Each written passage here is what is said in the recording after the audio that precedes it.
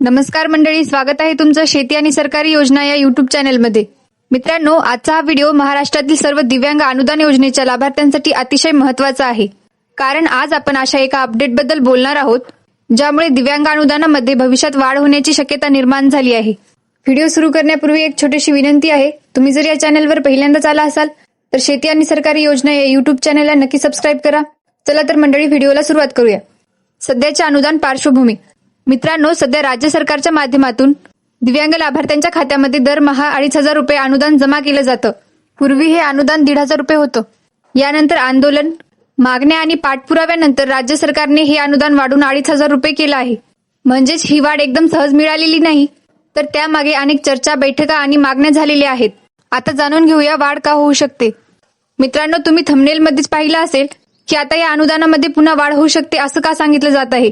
तर यामागचं मुख्य कारण आहे केंद्रीय दिव्यांग सहायता बोर्डाची नुकतीच पार पडलेली बैठक।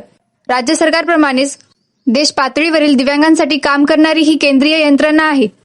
आता जाणून घेऊया केंद्रीय दिव्यांग सहायता बोर्डाची भूमिका।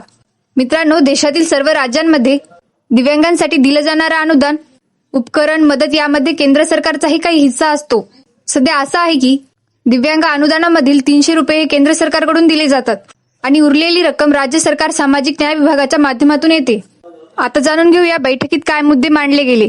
मित्रांनो, नुकतीच केंद्रीय दिव्यांग सहायता बोर्डाची 8वी बैठक पार पडली।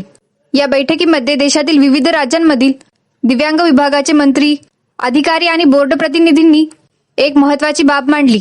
ते म्हणाले की आजच्या वाढत्या महागाईमध्ये केंद्राकडून मिळणारे 300 रुपये अपुरे पडत आहेत। आता बघा राज्य सरकारांची अडचण। मित्रांनो, राज्य सरकारांना दिव्यांगांना जास्त अनुदान द्यायचं असतं, पण केंद्राकडून मिळणारा हिस्सा कमी असल्यामुळे राज्यांवर आर्थिक ताण येतो।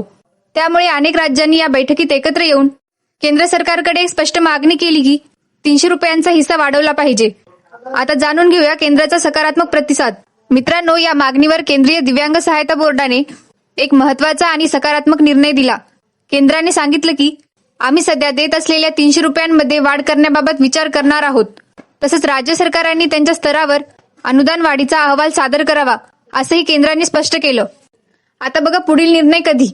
मित्रांनो, या संदर्भात केंद्र सरकारने असं सांगितलं आहे की 1 ते 2 महिन्यांच्या कालावधीत या विषयावर अंतिम निर्णय घेतला जाईल। जर केंद्राचा हिस्सा वाढला तर राज्य सरकारलाही दिव्यांग अनुदान वाढवण्यास मोठी अडचण राहणार नाही। आता जाणून घेऊया वाढ का थांबली होती।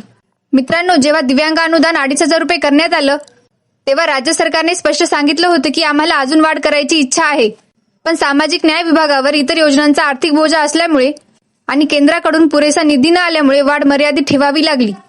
महत्वाची सूचना। मित्रांनो, एक गोष्ट लक्षात ठेवा, सध्या अनुदान लगेच वाढणार आहे असं कोणत्याही अधिकृत स्तरावर घोषित झालेलं नाही। काही ठिकाणी 2,500 चे 3,000 किंवा 6,000 रुपये होणार अशा अफवा पसरवल्या जात आहेत, त्यावर विश्वास ठेवू नका। मित्रांनो, सध्या एवढंच निश्चित आहे की केंद्रीय स्तरावर हालचाली सुरू झाल्या आहेत, बैठक झाली आहे आणि सकारात्मक संकेत मिळाले आहेत। यापुढे अधिकृत निर्णय झाल्यानंतरच खरी आणि खात्रीशीर माहिती समोर येईल। हा व्हिडिओ फक्त माहितीच्या उद्देशाने बनवलेला आहे। मित्रांनो, ही माहिती उपयुक्त वाटली असेल तर व्हिडिओला लाईक करा, दिव्यांग बांधवांपर्यंत शेअर करा आणि शेती आणि सरकारी योजना या युट्यूब चॅनेलला नक्की सबस्क्राईब करा। अशाच अपडेट्स जाणून घेण्यासाठी आमच्या व्हॉट्सअप ग्रुपला जॉईन व्हा। व्हॉट्सअप ग्रुपची लिंक डिस्क्रिप्शन मध्ये दिलेली आहे।